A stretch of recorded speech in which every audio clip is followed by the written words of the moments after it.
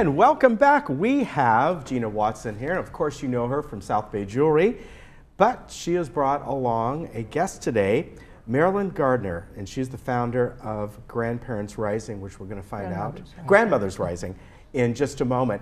First, Gina, nice to have you here. Thank you. And you know, your legacy program, you've brought along a very interesting ring here today. Okay. And also you brought along renderings of how people can get their jewelry designs and all, right? Absolutely. So one of the things that we'll be talking about today, along with Grandmothers Rising with Marilyn, is the fact that the choices that you can do in the event of repurposing jewelry for the that you have and designating it by choice to the individuals that you wish to see items go to, that you might be able to selectively give them. And these are the renderings of some of the stories that we have behind some of the items that we've done through our legacy program. And you've talked about this before. Sometimes there are pieces that you know, maybe they want to be passed on, and the younger folks that get those, you know, they're going to look at that, they go, well, this is kind of an older, stodgy design, it's not me. However, that's where you step in, and your designers and all, where you can repurpose this, right? Correct. And just recently, one of our legacies was from a family member. She had no biological children. So she had 4 individuals, actually 5 individuals, that she gave her legacy to. She repurposed all her old, all the old yellow gold, the unwanted jewelry is what we call it. And she took all the baguettes and she made heart rings into 2 of the girls that she had done. This is just a rendering from a photograph that we did, as well as the boys. She took the grandmother's rubies and she made the horse rings.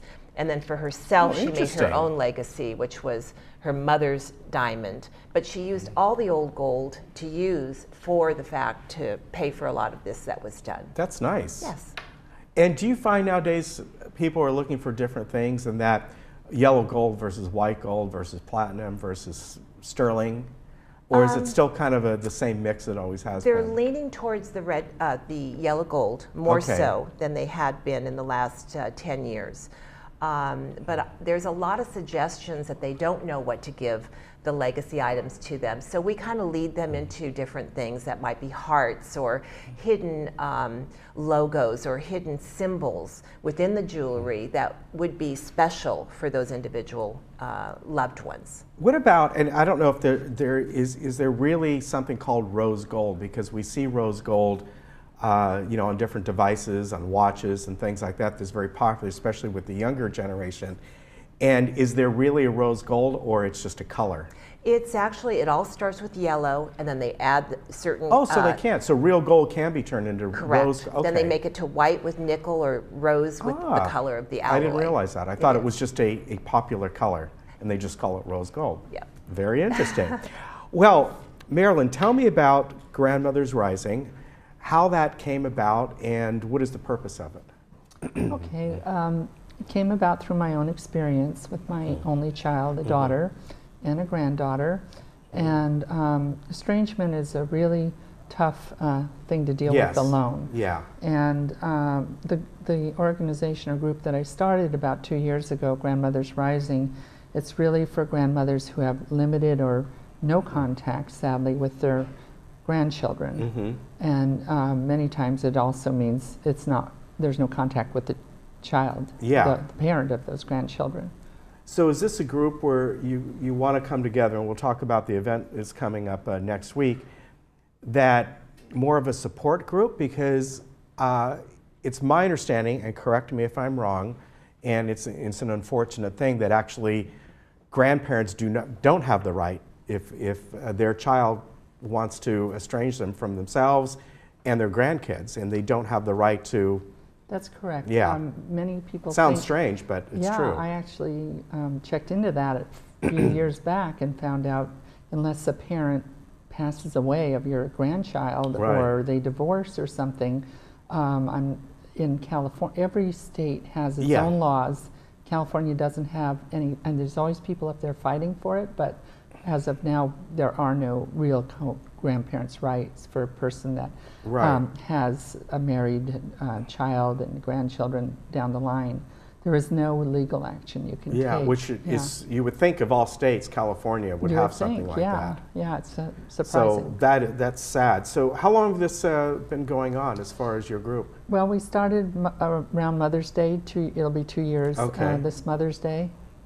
And do you kind of not only support each other, but have you ever been able to reconnect people to each other? Do you find, throughout the support, well, here's maybe something you can try, or?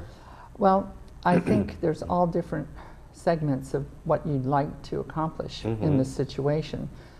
At first, when a person is estranged, you're dealing with why, Right. and most of us want to know that first and foremost, and we want to find an answer to this.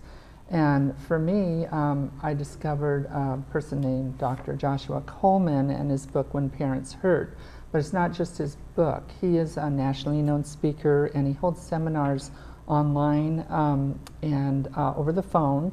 So you can call in, and they're every week, and he has a free question and answer session every Monday.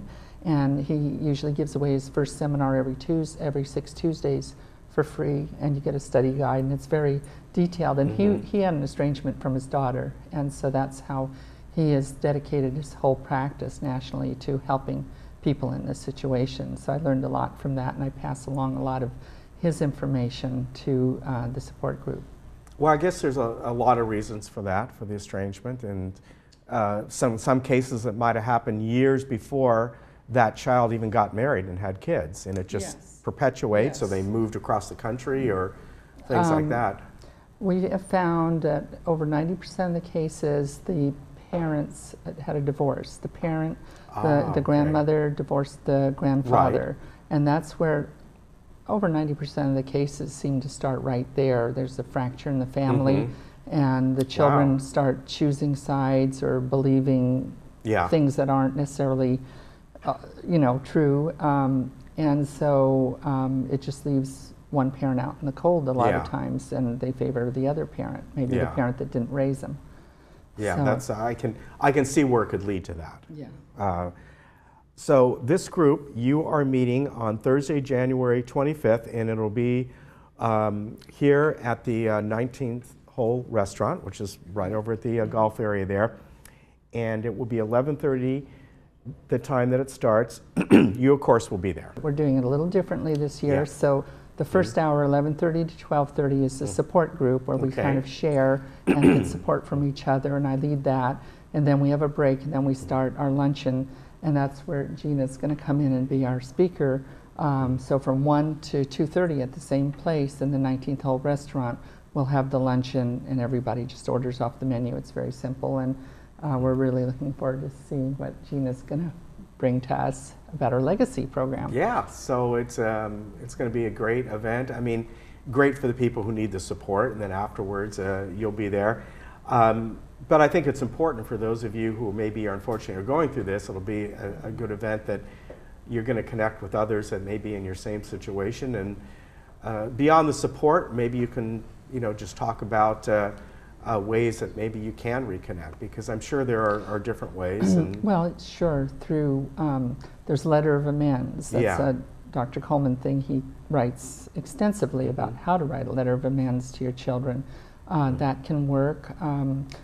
There's a lot of techniques or strategies for starting to connect better with your children, and certainly by following a lot of his advice, I was able to get more contact with my daughter and granddaughter out of that. Oh, great. Very good. I want to give you the phone number. You're going to call Sue Davis, and her number is 949-233-8709, and that's to call for reservations, correct? Yes. All right, very good. And again, this is next Thursday, not this coming Thursday, on January 25th. So, I encourage you, maybe if you're going through this, to take advantage of this and get the support you might need. You'll meet some great people there, and who knows what the outcome may be. So that's right. always good. There's always a lot of hope. Great to meet you. Nice to meet you. Gina, always good to see you. Thank you, Ken. You take care. Thank you. And we'll see you again Thank you. soon. Take care. We'll be right back.